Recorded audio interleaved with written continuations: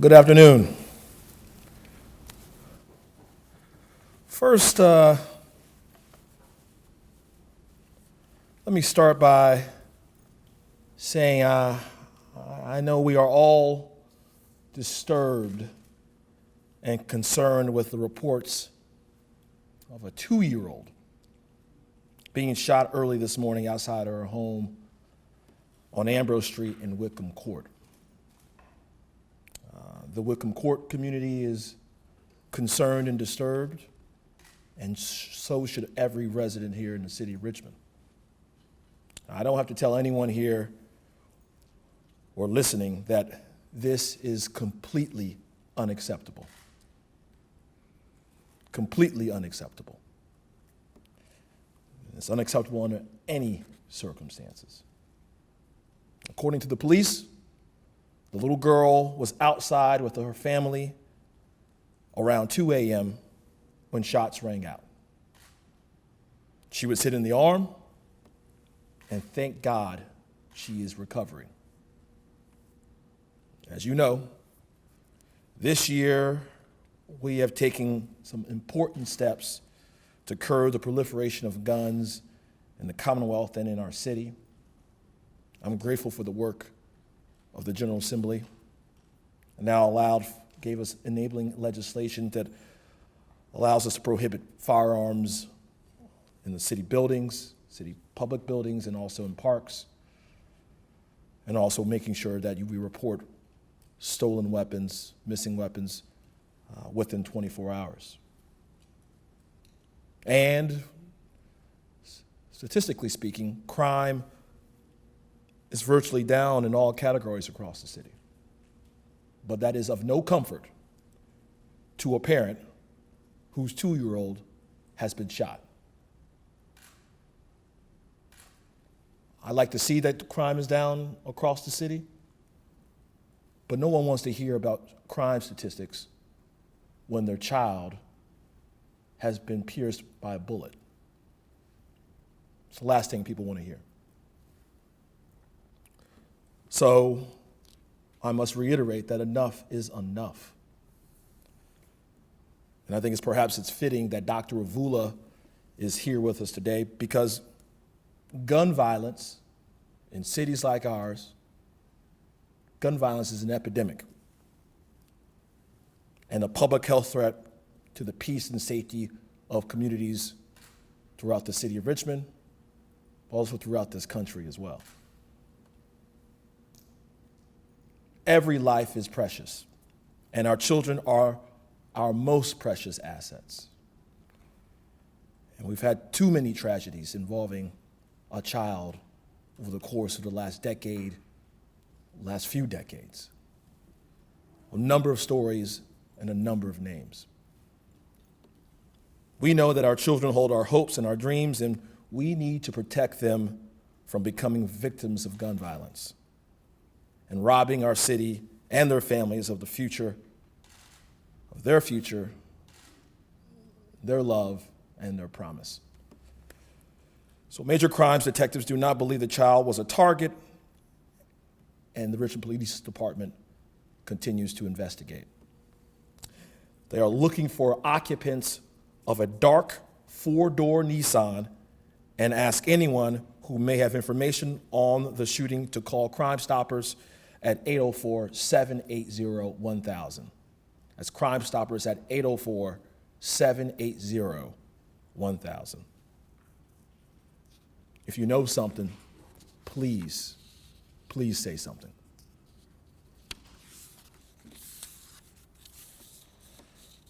Well, I would like to move on and talk a little bit about COVID-19. It's almost been 5 months since I declared a state of an emergency in the city of Richmond. The city of Richmond is currently in phase 3 of Fort Virginia, the governor's plan for reopening. And if you have any questions about what that means for you and the businesses you may patronize, I ask that you visit rvastrong.org at reopening guidance, rvastrong.org/reopening guidance. City government offices and facilities are also in phase 3 of operations as well, and you can learn how to safely receive city services at richmondgov.com/COVID-19. That's richmondgov.com/COVID-19. There you can find an updated list of city services we are offering through the pandemic. As of this morning, the city of Richmond, the Richmond City Health District is reporting 3,034 cases in the city, and there have been 32 positive cases in the city of Richmond's workforce here at City Hall. 39 Richmond residents have lost their lives due to COVID-19. 30 of them are Black and brown from the African American and Latino community, making it roughly 60% of the deaths. I'd like to observe a moment of silence for those we've lost in the pandemic.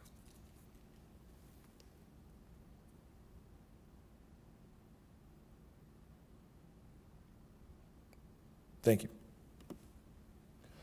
So while the tropical storm did end up impacting testing events this week, I'm grateful for the Richmond City Health District for quickly rebounding and offering 3 upcoming events in the coming days.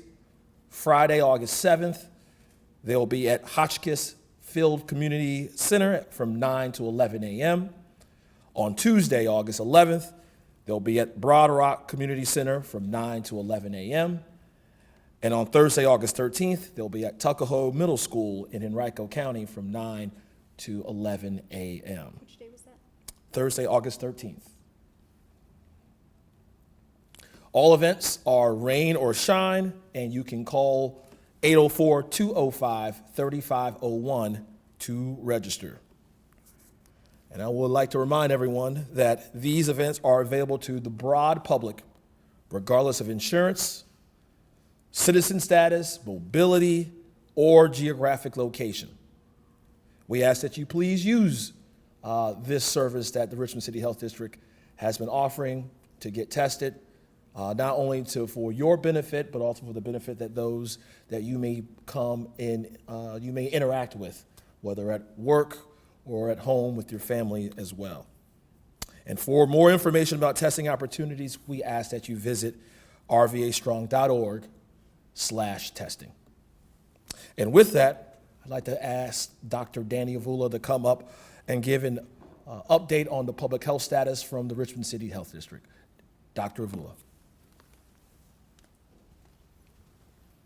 Thank you, Mayor, and good afternoon, everybody.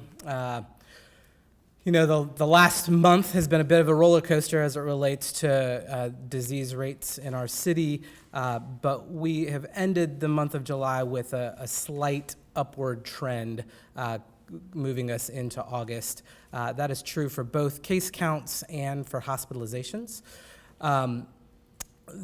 What's interesting is that as we've continued to do about 3 testing events as a health department per week, we have seen a significant decrease in the percent positivity at each of those events. So throughout this pandemic, we have consistently seen somewhere between 20 to 30% of the individuals that we test at our health department testing events turn positive. And this last week, we've seen more like 10 to 15%. So again, it's been a roller coaster. I don't know exactly what to read into that.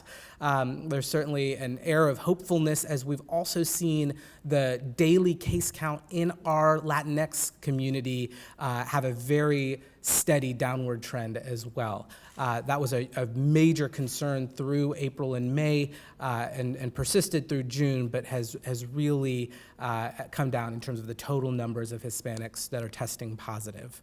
What has happened, though, since we've continued to have increased daily case counts from about an average of 15 cases a day to more like 25 to 30 cases a day, we have seen more and more African Americans and more people in the 20 to 29 age group test positive for COVID. And I think that largely, again, is a part of, people letting down their guard and being out and about. I want to just tell the mayor mentioned, we've had some recent deaths, two that really correlate with phase 3 reopening and contraction of the illness in early July, but one, a woman in her 40s who had been hospitalized for a couple of months on a ventilator and got sick from the first round of disease. And I share that because that while that situation is rare, it does bring some context and concreteness to the fact that this does impact even folks who are at the younger end of the age spectrum. A couple of other notable things going on in our COVID response. You may have seen the announcement that Virginia is one of 6 states to have entered into a compact with Becton Dickinson, a large test manufacturer that will bring about 500,000 antigen tests to the state of Virginia. We have not done a lot of widespread antigen testing, and antigen testing has been getting better month by month in terms of its ability to actually identify positives and not miss negatives. And so we're very eager to add that tool to our screening efforts. I don't have clarity on a timeline at this point, but it's a much needed addition to the testing landscape. And then I think the final thing that I'll say is that vaccination continues to be this hope that we all look towards, and good progress is being made in terms of vaccination trials. There are now multiple companies that have moved into phase 3 of vaccination trials. But what I have been thinking about more and more and reading about more and more, and particularly with recent national polling, looking at the hesitation that people have shared about potentially getting vaccinated with a vaccine that's been produced as quickly as these will have, is that we should not expect things, in January or March, or whenever vaccines are made widely available. We should not expect things to improve immediately. There will be a long, slow rebuilding process, even when vaccines are made available, even when we have all the access to testing that we need. And so we have got to continue as a community caring for each other well, but also being really thoughtful and innovative about how we're going to do life together in what will likely be a multi-year progression back to some sense of normalcy. Thank you, Dr. Avula, and I will just add that we've been saying this for weeks now, but this is not the time for us to let up and allow for COVID-19 to catch us slipping. We have to continue to be vigilant. We have to be vigilant. That is our only hope in this battle with this disease, and that means you have to continue to wash your hands regularly, to wear your face covering, and also to watch your distance, the 3 W's right there. And so I know that obviously I continue to stay concerned about the future. We all should be, but I know that if we follow those 3 W's, every single person in this team project, that we will do our best we can to get through this pandemic together. So with that, we'll take some questions. Yeah, you spoke about it in the beginning. Yeah. We've had too many children and teenagers that have been victims of shooting crimes in the city. On the heels of that, do you feel that RPD has the tools necessary to help curb this, stop this? And, to those who have been saying lately, we need to defund the police, what's your message to them? Well, I do believe that the Richmond Police Department has the tools to combat this. The number one tool, the number one asset to solving crimes like this, that number one asset is the community, right? And so if you see something, you have to say something. That allows us to get these sort of wrongdoers off the street. There could be more tools. I applaud the General Assembly, what they did this past General Assembly session, but I do believe that we need stronger and even tougher laws on the possession of a gun, on a legal weapon, just to stop the inundation of these weapons in our most vulnerable communities. And so I'm asking the General Assembly to do even more in the upcoming session, not the special session, but the upcoming regular session. And when it comes to funding the Richmond Police Department, I, in my roughly 5+ years in government, I've never seen an agency become better and more effective with slashing budgets. Here in Richmond, we are going to fund the reforms that come out of the work that the Task Force on Reimagining Public Safety will do. That's what we're going to do. We're going to fund the reforms, and I just don't believe slashing budgets also slashes systemic racism that might be found in an agency. Eric. You started off again with the recent shootings. We saw a 3-year-old last month. We saw a 15-year-old. You seem kind of heavy. Is your heart heavy hearing all of this news, all of this violence, and once again how does this affect you personally? It does affect me personally. I mean, what sense does it make that a 2-year-old or a 3-year-old or a 5-year-old is shot?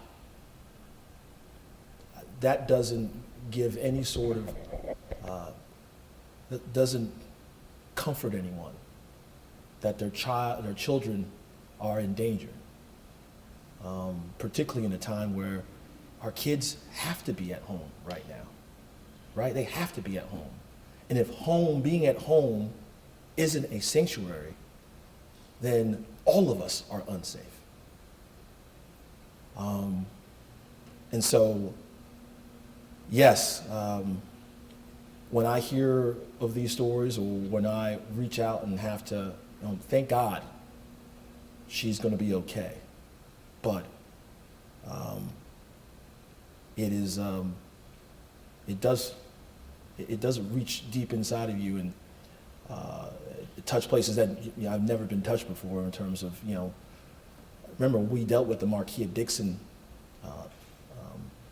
murder maybe a year or so plus ago, and that touched me deeply, right? A kid being in the park and losing your life, just doing what kids do.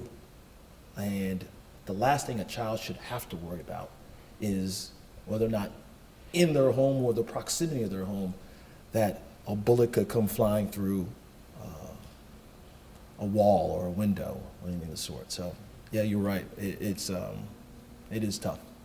It is tough. Laura? But I want to just make sure that the family involved knows that we're going to do everything we can to find who did this. Sorry, Laura? You mentioned despite the horrible tragedy that happened this morning, overall crime is down in the city. Yeah. Do you think that has anything to do with the pandemic and social distancing? Why are we seeing that downward trend? I'm sure there's a number of factors involved when looking at our crime statistics this year. I think crime generally across the country is down, and I'm glad to see the same thing here in Richmond as well. However, there's just too many instances, I think, of this recklessness in terms of gun violence in neighborhoods, in our most vulnerable neighborhoods. And so although those statistics may comfort some, there are a lot of people who still have to deal with just the constant gun violence that occurs in neighborhoods like we see in the East End and parts of South Side. And so I believe the pandemic plays a role, but I'm sure there's also a number of factors that I can't really pull for you right now. Joanna, do you have a question? Yeah, I wanted to follow up with Dr. Avula about the antigen tests and just see if you had any information regarding how they'll be distributed throughout the state and whether they'll be as widely accessible as these testing events or if they'll be more limited. The question is, do I have any more details about the antigen testing, where it will be available, and how it will be distributed across the state? I don't currently. I think we're just so much at the front end of the contract with Becton Dickinson, and I don't even have a sense of a timeline at this point. The real benefit of antigen testing is that it's rapid, and so you get a result within generally 15 to 20 minutes. There are some downsides to antigen testing, and hopefully, in my comment about antigen testing having gotten better over the months that they've been working on the sensitivity and specificity. Right now, antigen testing is very helpful in identifying a positive case in somebody who either has been exposed or is showing symptoms. I think we'll want to see some improvement in terms of what a negative test means and feeling a sense of confidence that is actually negative. So no specific answers to the question, but I do think it's an important addition to the overall testing landscape. Brad, you have a question? Yeah, if you could just adjust my shot here. Yeah. So there's been some criticism toward you recently in terms of your support of police officers. For instance, there was the one that where the car hit the was going through the pedestrians. And if you don't mind, I just want to look back at Mike, because this one was sent to me. I want to make sure I get this right. Just criticized publicly for not having the back of Richmond Police Department during the protest, and publicly criticizing officers accused of wrongdoing, but not publicly acknowledging when they have been cleared of wrongdoing. So if you could just respond to that, if you don't mind. As the mayor of the city, it's my job to ensure that we provide public safety to each and every one. And the Richmond Police Department wakes up every day to answer that call. And they do a good job in doing so as well. And they have a record of that. My job also as the mayor is to ask tough questions too, of all my agencies. And that's exactly what I do for whether it's Parks and Recreation or Public Works or of the Richmond Police Department. And I will continue to do that because it's my job to ask tough questions, but also to hold each department to a high standard of expectations. This administration has done that. And there are obviously ongoing investigations that still continue, whether it's internally or with the Commonwealth's attorney, and those investigations will play itself out, and then once we are done with that, there will be accountability. I think that's what the public expects from every Richmond City public employee. Okay, well, thank you very much. We Thank you. appreciate you all coming. Obviously, reach out to Dr. Avula if you have any questions with regard to COVID. I think Councilwoman Robertson had expressed an interest in perhaps talking about the shooting earlier today, so you might consider reaching out to her office. She was going to try and be here with us today, but unfortunately she wasn't able to make it at this time. So thanks very much for coming. Thank you, everyone. Appreciate you all.